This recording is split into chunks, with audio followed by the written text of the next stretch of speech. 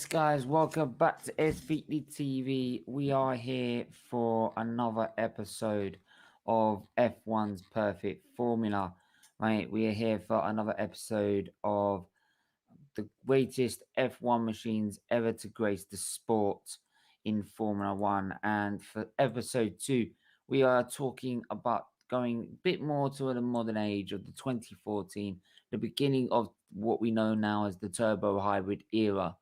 Right, and we're going to go to and describe about the all-dominant, all-conquering Mercedes F1 W05 Hybrid, right, which dominated, won 16 out of 19 races. Yeah, it's just let people know that I'm live.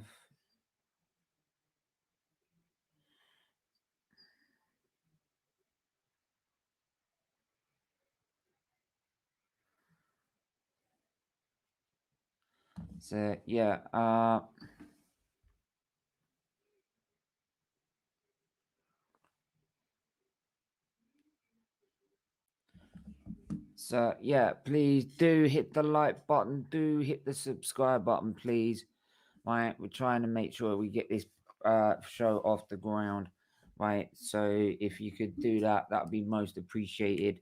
So the W05, what was it? It's the first car in the turbo hybrid era produced by Mercedes. So we had the V8 era from 2006 to 2013, right? And after 4 dominant years with Red Bull, F1 was having a massive shake-up of the regulations, particularly doing with the engine, where they had the engine and the curve system the year before. Today, back then, they would then rejuvenate it, take away the kinetic energy and make it more about the ERS system or the energy recovery system, right? In part of 6 components that make up the power unit, right? Which makes up the hybrid engine of a Formula One car that we know today. So, there was the introduction of the new turbos. Turbos have not been around since 1988 until they were re-established in 2014. So it was a massive shake-up in the regulations, and the drivers didn't know what to expect. Some teams didn't even expect it would work, right? Because we are going to the very edge of cutting-edge technology that's never been tested before, at race before. So hence why there were a lot of reliability issues at the start of this season, the start of 2015, and so forth. But what Mercedes have come up with, they pretty much produced a car for 2013 that won a couple of races, but it really didn't challenge Red Bull for the title. Their main focus was 2014 and the shake up of the regulations. They knew they could get a massive advantage if they got there what they were going to do and planned totally right. And my boy, they changed and they got it right. They got it right by a mile. So, right. So,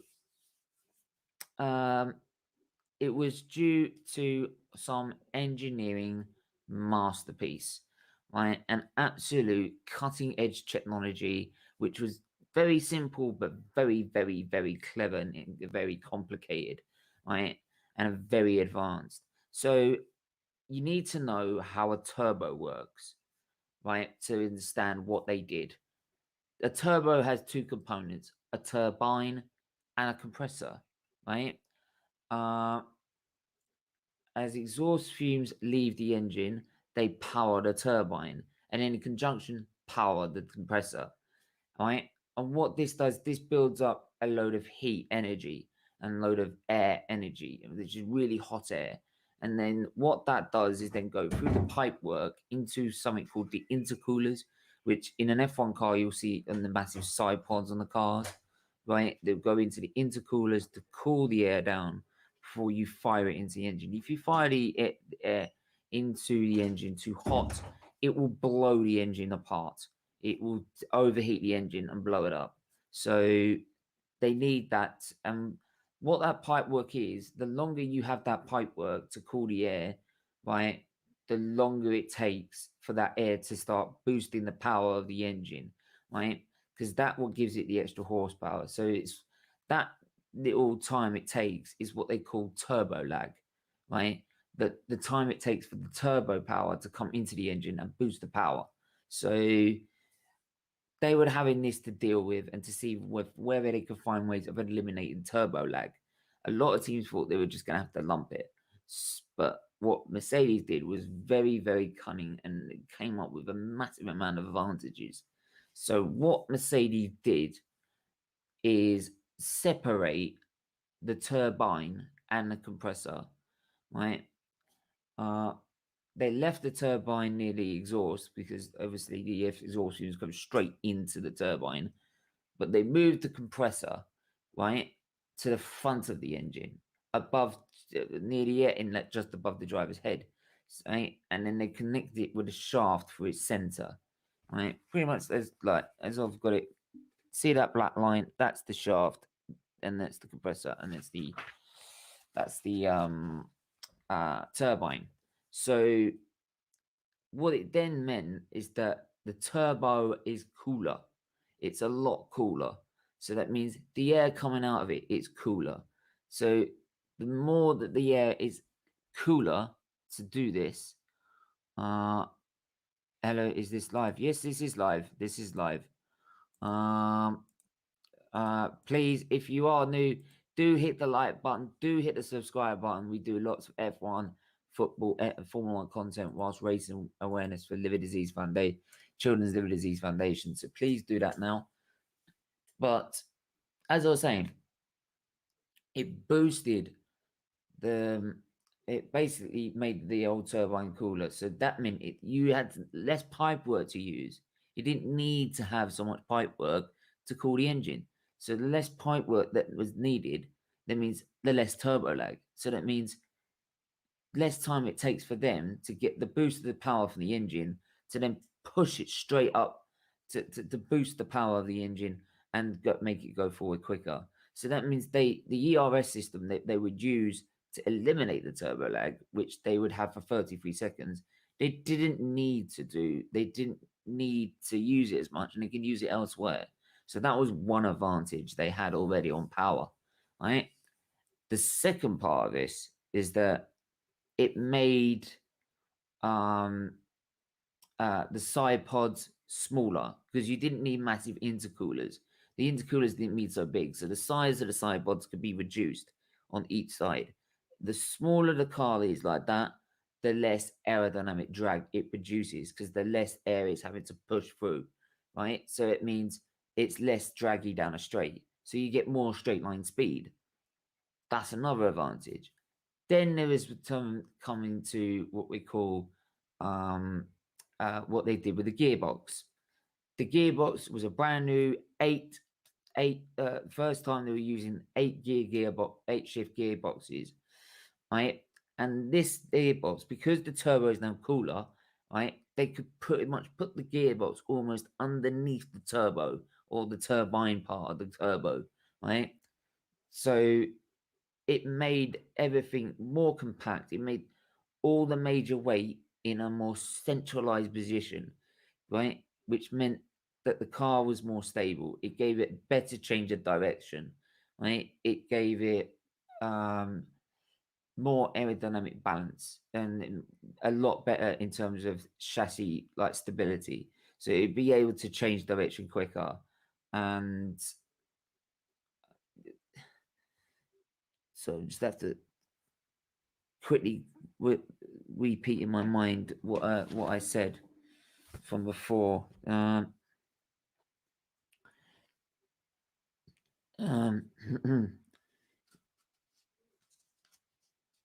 Yeah, it helps with the cars. Yeah, it helps with the car's balance. It gives it a better change of direction. Let me just go for some of the comments. Big up, Stephen. Big up, Bargav. The link's there, mate, if you want to come in and learn about the 2014 Mercedes. Netflix F1 show, F1 Drive to Survive, was fantastic. It's got me into watching Formula 1. I'm sure I'm not the only new fan due to that show. I do wish the cars were more competitive with each other. You could pretty much guess the podium will most likely be Hamilton, Max Bottas, week in, week out. Yeah, well, there's going to be a major shift in regulations in 2022 where that instead of relying on what we have before, which is rear downforce of the floor and the aerodynamics on the wings, it's going to be more about ground effect, and there's going to be less. There's less. That means there's more ground effect that they're going to be using to get the downforce. So that means there will be the test they've done, they lose 20% of their downforce on another car, whereas the cars of today, they lose 50%.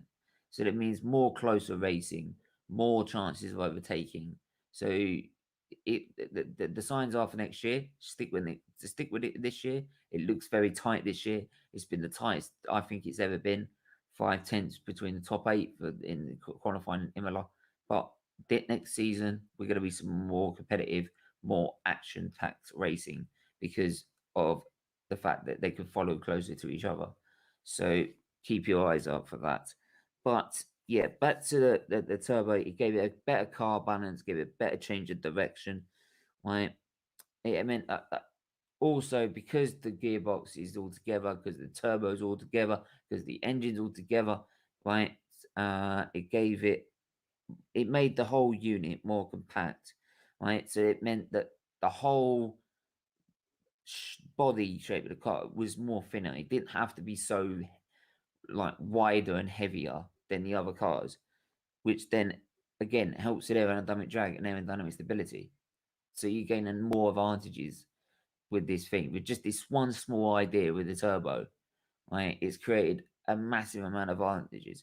This is why when they were fighting each other in the Georgia Desert between Hamilton and Rosberg, after a safety car restart, though they're fighting with each other, they've gained 3 seconds per lap on the actual position. This is how much dominant they got from just this one small piece of engineering. But so uh, why doesn't F1 cars allow for the cars to be as fast as possible? It seems strange that the FIA limit. You mean the FIA? Right. The reason being is because we've got engineers like back in the day when they didn't have so much restrictions. They had engineers like Colin Chapman that would push it beyond its limits and break it and make it unsafe. It's making it for safety reasons, right? So that the teams do not go so drastic that they then deliberately cause an incident or something to come off the car or something like that. They set a formula to make the cars as fast as we expect them to be, right, and allow them freedom to make them faster, but not to a point where they absolutely so fast that they cause an accident, or they cause a problem, a DNF themselves, so or put the driver in danger. So, um, yeah, so obviously, um, this meant that they had so much more advantage in power, aerodynamic stability, everything. It made it car so much faster than everyone else. Right? Hence why we see now Mercedes still dominating today. The power unit is it's easy enough to sort of explain if you know what you're talking about in F1. So you've got 6 components to a power unit. Now compared to like the before what came before it, which is a 2.4 V8 normally aspirated engine, right? With a Kerr system where you had the 6 power button boost to boost the power of about 80 horsepower. Now we're talking about a whole hybrid system. So the whole hybrid system works is like this: is it's all about energy recovery. So first you have the kinetic side, which is like the curves, right? The MGUK. What the MGUK is, it recovers energy that is lost during under braking. So every time the driver hits the brakes, it recovers the energy lost and it puts it into what they call another component, which is the energy store. There's 6 components, right, in total. The internal combustion engine, or ICE, as they call it now, the turbo, the MGUH, the MGUK, right, the energy store, and the controlled electronics. The controlled electronics is just the brains of the car. It's the brain of the car, right? It's like the actual mind, and controls all the electronics around it, right? Like the brake, even like the brake by wire system. And if that works, the thing just shuts down. So if that doesn't work, that is, it just shuts down. But so you lose energy when you brake. So the MGUK recovers that energy and puts it in the energy store for then the driver to use, depending on also what setting they're using. The MGUH is the energy that is lost from the heat of the turbo. So the energy that is lost in powering the turbo and heating the turbo is then transferred to either the energy store or delivered straight into power to boost the engine, to boost the power of the engine, right? To be ready deployed by the driver, depending on what setting he's got, what strap mode as they called it on the Mercedes, what mode they're in.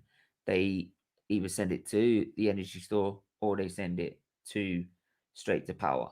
So for like the qualifying lap or the warm up to a qualifying flying lap, they would set it all energy store into, they would set it all so when they do heat up the turbo and everything, it all goes to the energy store ready for the flying lap, so then they can deploy it all. 33 seconds of deployment, and it gives you 160 horsepower in total. So along with the 600 horsepower normally aspirated, like the 600 horsepower turbocharged 1.6 liter V6, right? You then had the ERS system giving another 160 horsepower. So you had 760 horsepower in total. So, and simply, that's really how these power units work in general. And yeah, trying to think how best to describe this. So, of course, when this all came out, this was going to be so advanced that people didn't expect it was will work. Do you think Daniel Ricciardo regrets his decision to leave Red Bull? He would be in the second best car if he never moved. No, because like he wasn't going to get the number one spot like Verstappen did. He knew it was turning. They were favouring Verstappen over him. So I don't think he does, to be honest. I think no driver does regret whatever they do in Formula One. But I think if McLaren go the way they're going, they could be up there next season, mate. So watch this space with Ricardo. Watch this space with Norris. They're both very good drivers. But yeah, I feel with right back to with these with this power unit. This was like so advanced. It most of the teams when they started the season didn't think it would work, and we had people having problems all the time. Renault was struggling with theirs. Theirs was appalling, right? And it meant that Hamilton and Rosberg in their Mercedes had a massive advantage over everyone else. They won 16 out of 19 races that season. 16 out of 19. They would have won probably all 19 if it weren't for a wet Hungary, them hitting each other in Belgium, or the ERS failure in Canada. And other than that, like they were dominant all season, and they had some of the records they had was let me have a look.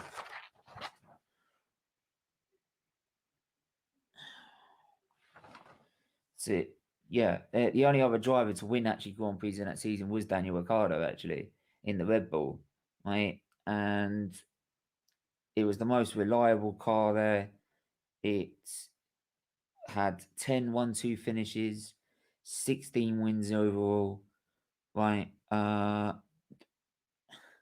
It had only been beaten once in qualifying by Williams. Right. And despite the rivalry that was so intense between Rosberg and Hamilton and numerous instances of reliability issues, they still won the championship with 3 races to spare. And with all the reliability issues, it meant that the championship, though Hamilton won so many more races, went down to the wire. And it won until the last season that Hamilton finally clinched the last race of the season. He actually finally clinched his world title. But this car set the precedent of what Mercedes were going to do in terms of domination. They had a domination that no other team in F1 had ever had, right? And we're talking 3 seconds a lap. We're talking light years, right, ahead, right? Yes, Ferrari did their best, and they did their best in terms of catching up. They signed Sebastian Vettel in 2015. They brought the gap down, and gradually, the gap came down and down and down because they would eventually catch up. 2017 was their, and 2018 was their big time to shine for Ferrari in the power unit in the turbo hybrid era. They failed. 2017, I think it was because they maxed out at the start of the season, which meant the power units were no good towards the end of the season. 2018, they had the fastest engine. They had the fastest car. But they failed to capitalize on mistakes made by Mercedes. And Mercedes capitalized on their mistakes. Right? There was a period in that season where I could categorically say how Hamilton was slower in a slower car for 7 races. Right? And 5 out of those 7 races, it's Hamilton who won. Vettel won 2 of them. Right?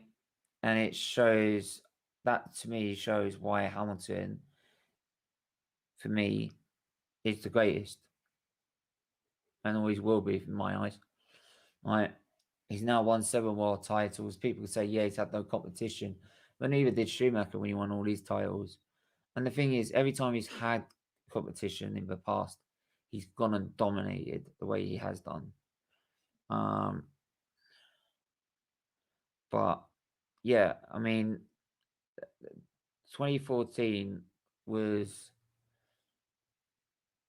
a really sort of revolutionary era because it brought F1 into the modern age. F1, what's great about F1? It pioneers the evolution of the car, of the normal car, right? Everything you've seen in Formula One, traction control, active suspension, ABS, they've all filtered down into the road industry at some point. At some point, you've seen them in cars when you go and buy a car. You've seen a traction control. You've seen an anti-lock brakes. You've seen different settings you can set the suspension and the handling. I have a Merc and it does it on mine. Different modes for the engine. Eco mode. Right? The hybrid. Look how much the hybrid has developed over the years since 2014. Because the pioneering or evolution of Formula One has made it easier for these car companies to develop the technology to produce better and better hybrid engines and hybrid units. So then we can go carbon neutral. The idea is for F1 to be carbon neutral by, I think, 2030, right? And that's the thing. Our F1 has always been at the forefront of the latest technology in the world in terms of developing and racing a car, right?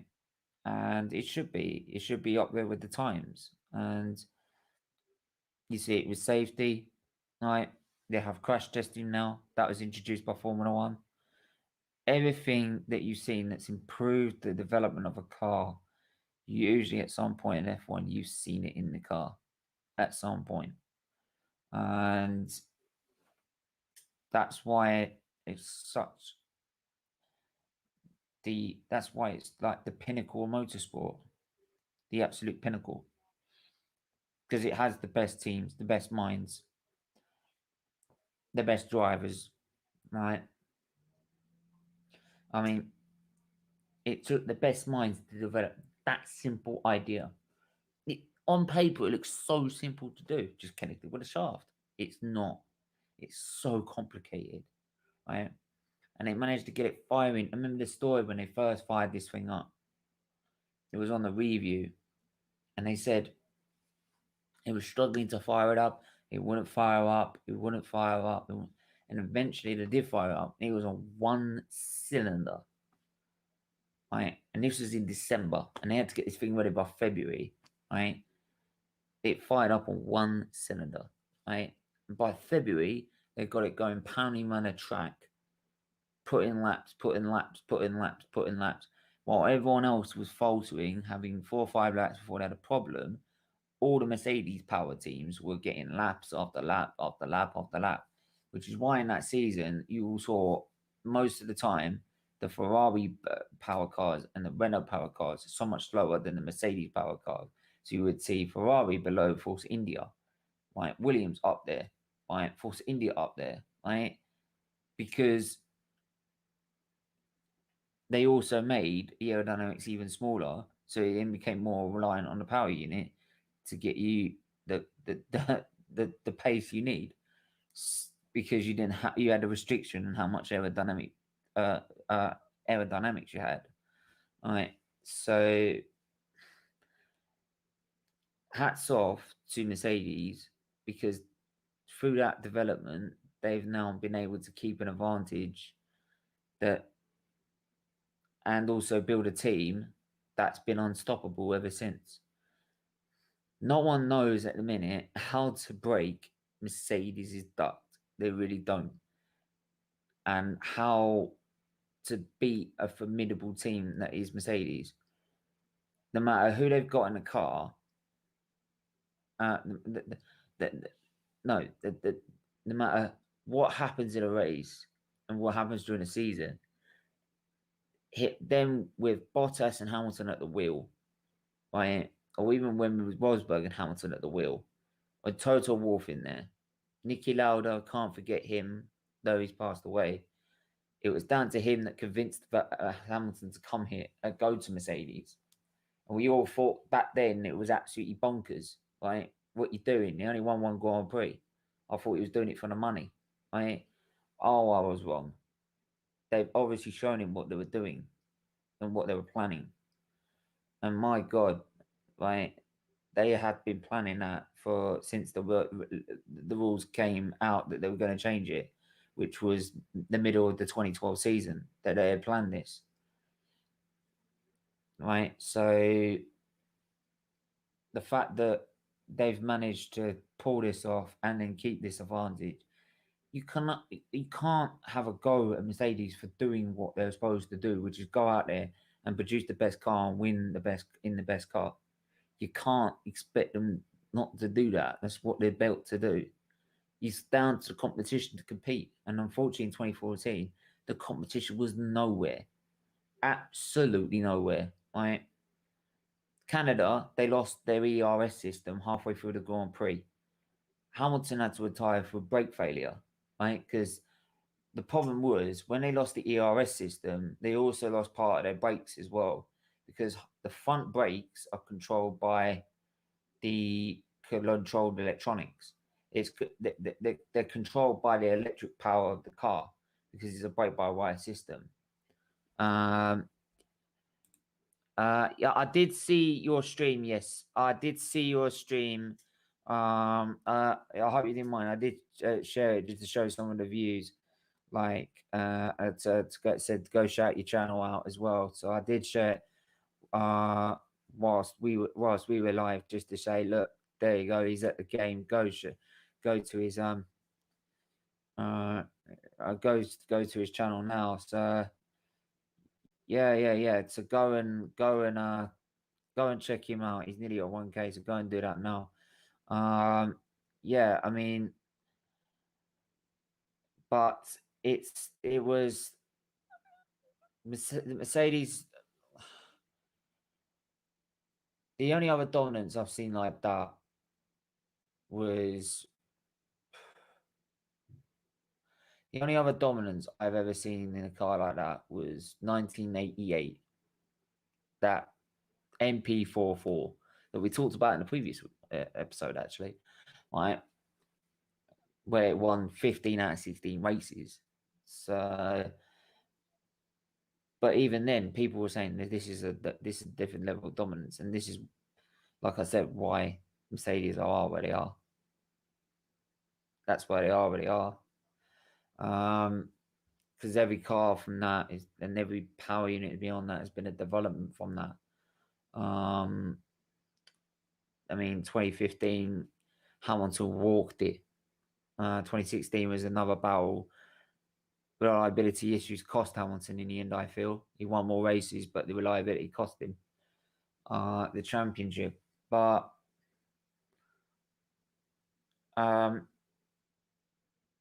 what we're seeing now is probably what might happen next season. The plan is it won't happen, but you can never tell. You can never tell. We didn't think it would happen in 2014, right?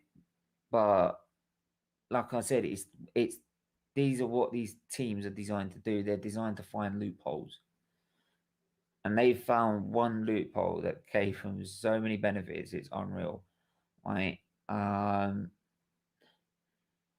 So you can only praise Mercedes for the piece of engineering that it was. It was an unbelievable piece of engineering, right? In a very weird, peculiar season, right? We're all adjusting to how the turbo hybrid wheel was. Unfortunately, we had the accident in Suzuka with Jules Bianchi, who then passed away later on in the next season after being in a coma for so long. May you rest in peace. And um, I mean,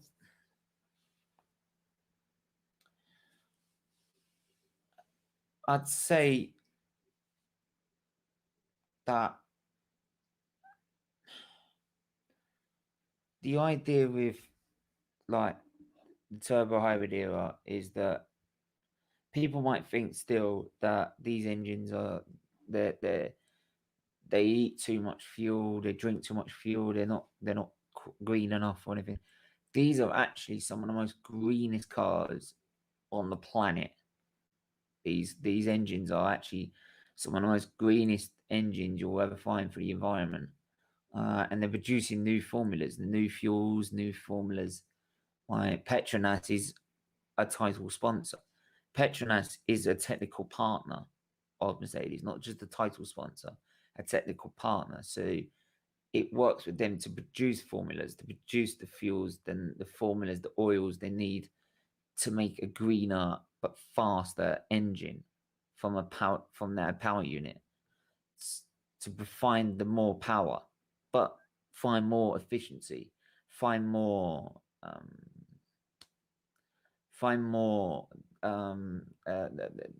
not just efficiency, but to be more green and to protect the environment more. Everyone says Senna was the best, but if that was the case, why did he win more? Because he passed away at such a short age. And it wasn't sometimes just being the best doesn't mean you win every single Grand Prix. The way he drove, some of the laps he did was in qualifying was unbelievable. Unbelievable. He was so good at just putting a set of tires on the end of the Grand Prix, at the end of the qualifying, and going on a banzai lap. And I mean banzai. He would fly into these corners, the car's way over the edge, and he would make it stick. Right, there's footage of a car where he's driving the Lotus in Adelaide, and the back end is dancing. It's all over the place. And he's killed pushing it through. The Tolman, where he came second in Monaco, he was lapping 3 seconds of lap faster than the guy who won the championship that season. Oh no, the guy who came second that season by half a point, Alain Prost. He came second, right, in a Tolman when he's competing with Prost, who was in a McLaren, right? And he was going to overtake him the way he was catching him. But unfortunately, the race was stopped. It was absolutely mind-boggling, right? Some of the things that some of the drives that Senna had, unbelievable drives. And 1991 Brazil, he had to do some of the race lap with Patrese chasing him, stuck in sixth gear. Sixth gear. That's all he had to get the car around to try and win his home race. That's why this Senna was, and also off track, he was so good with little details like how track was, how the track is bumpy, and right, how the track acts and the camber and all these little areas from every single part of the circuit he would use to set the car up to be able to pull out the laps he would be able to do. All those little details. And that's why when you see Hamilton, you see sort of Senna in it. That pace, that raw pace, that one lap pace, right, that he has. Some of the laps Hamilton's I've seen him do is just as good. Britain 2018, Singapore 2018. Go watch the lap at Singapore 2018 pole lap by Hamilton. It is immaculate. Immaculate. Right? So that's why people compare Hamilton to Senna. And that's why now Hamilton gets compared to Schumacher. Right? Yes, Hamilton and Schumacher have won more titles than Senna. But if Senna has lived through that 94 accident, he would have won more. He would have won more. He probably would have won that 94 season. But unfortunately, his life was cut short. But, and like I said, he was leading a dominant McLaren. Like Hamilton is leading with that dominant Mercedes. So, but all I can say is hats off to Mercedes for a brilliant piece of engineering.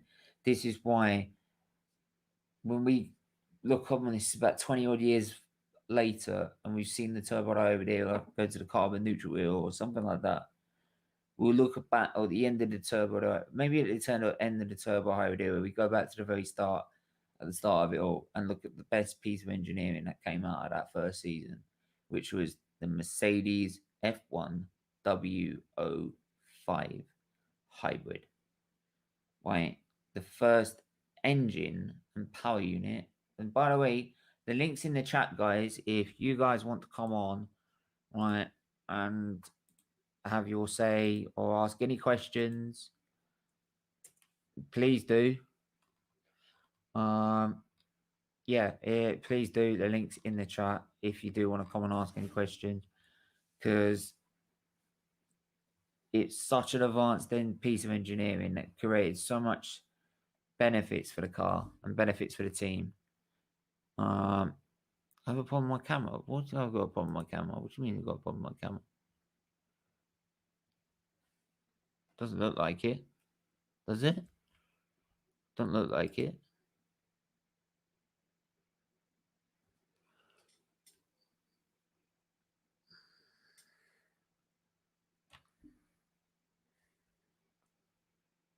Don't look like it, mate. Don't know. I don't know. I don't know. But anyway, I'm gonna have to wrap up there because I've run out of talking. Right, I've run out of things to say. It looks really. What do you mean? It looks really bad? Oh, for fuck's sake! Give me a minute.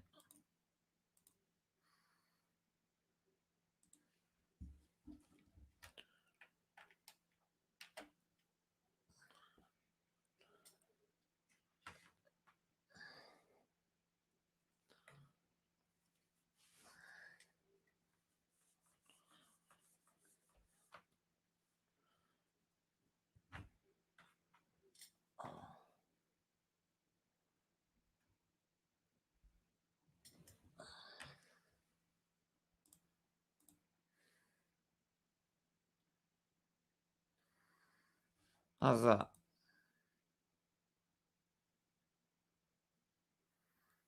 How's that?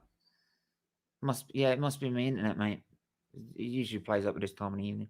But anyway, thanks for everyone that's tuning in as usual. Please do hit the like button, do hit the subscribe button. I'm really trying to get this one off the ground.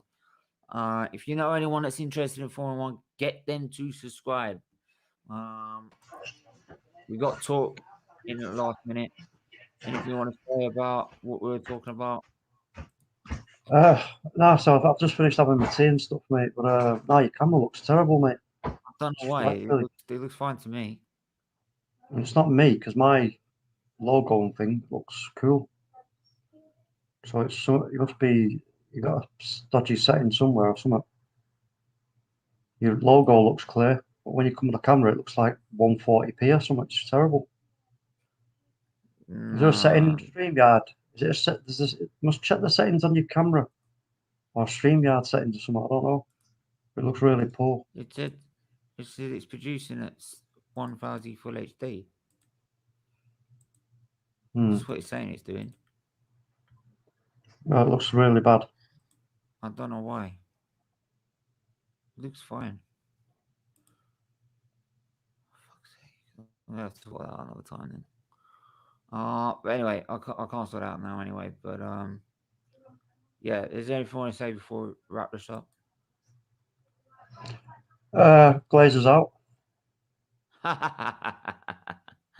Apart from that, maybe about what we were talking Well about. done. Well done to Lewis Hamilton, the GOAT. Bingo. Superior pace today, and it all started from the domination in 2014. Mm. Right, this car was a masterpiece in its own right. I mean, you had I remember watching a Bahrain Grand Prix, and when they restarted the race, they were fighting each other for the first 2 laps after the restart. Mm. They were 6 seconds in front in 2 laps, 3 seconds a lap, Impressive. Impressive which one. is light years. Mm. It's that's light years. That's more than light years actually. Then there you go. But yeah, thanks for everyone that's tuning in as usual. Do hit the like button. Do hit the subscribe button. Hopefully, get the camera fixed. But I don't know why. It's nothing.